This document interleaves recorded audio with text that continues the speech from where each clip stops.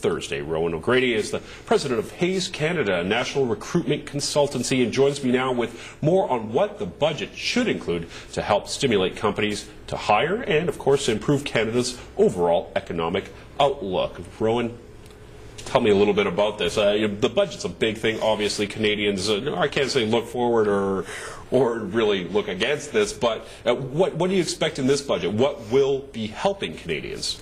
Okay. I hope that the budget is going to be a lot more positive than we probably thought it was going to be in November. Back in November, it looked like it was probably going to be an austerity budget. Right now, it looks like it's probably going to be a bit more to do with prosperity. The key thing that we're looking for at Hayes, we're a recruitment consultancy. So companies come to us and ask us to help them fill their jobs. We do a lot of work in the construction industry, in the mining industry for management positions. So we're in the job business, so we really look at it from an employer's perspective, and we look at it from the perspective of what's going to create jobs. So we're really hoping to see a couple of key things. Number one, that the budget allows companies to grow. There's lots of companies out there in really good industries like the mining industry, oil and gas. They've got massive shortages of certain skill sets, particularly at senior management level. So we're really hoping to see an overhauling of the immigration system to allow them to be able to bring in people to fill those jobs, and that allow the companies to grow.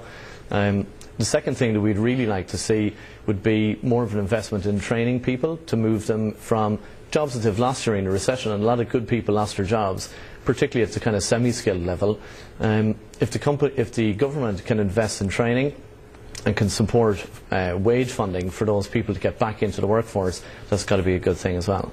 And when we talk about training, I mean, that kind of really mixes into the whole immigration aspect as well. We're bringing people into the country, and a lot of these people need to be trained to work in Canada, be it with language issues or be it just to follow certain standards. We know we have that definitely in the medical profession, where you have doctors coming in from countries like Pakistan that are well trained, but they have to adapt to the system here. Yeah. So how much, what would that take? What would the government really have to do to be able to ensure that these people were trained and that could actually benefit our economy in the long run? Yeah, I actually think the question when it comes to immigration policy is not so much how do you train people when they get here, it's more to do with the people that you're bringing in.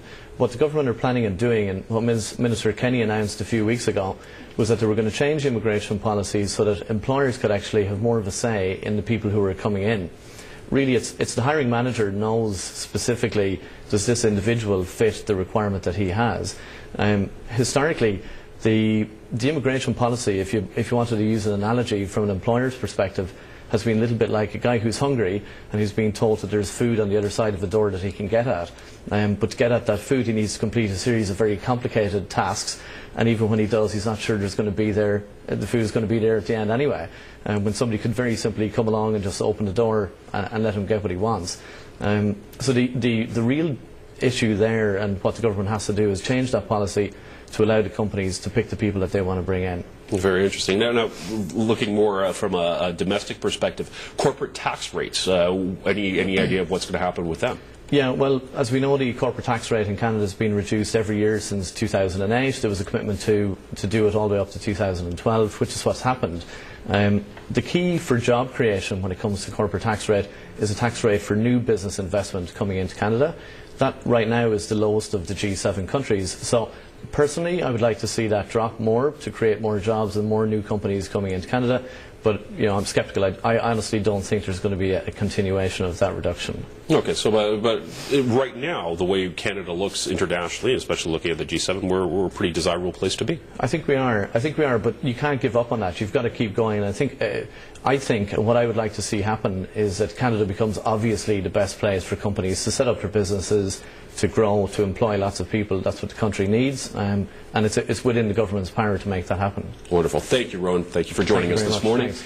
All right, stick around for another hour of First Look. We're going to have some interesting stuff, and we're going to teach you, if you are a smoker, how you can